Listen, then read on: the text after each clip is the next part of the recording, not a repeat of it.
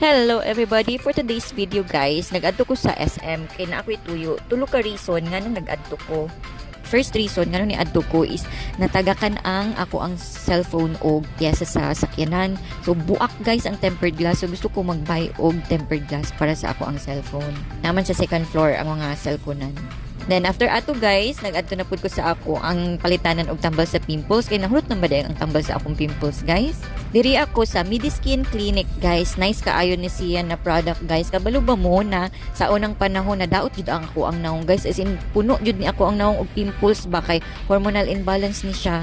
Then maura jud ni natambal ang nakaayo jud sa naka-save jud sa ako ang face, as in grabe. Jud ka ilang mga product guys, proven and tested na jud kaayo siya. As in, pila na ko ka years ani nagamit, college days pa siguro ko. So, nahuman ako og palit guys. Paggawas na dayon ko ana. Kay human naman ako kaduhang mission. Then, na ako'y kauban ana guys. Na makita ninyo. Rilo lang ipakita niya. Kay di niya gusto ipakita iyang face guys. Para kita na ninyo. Food court na ang makita ninyo ba? Mao na ang kinalasan namo na mission diha guys. Ang kaon.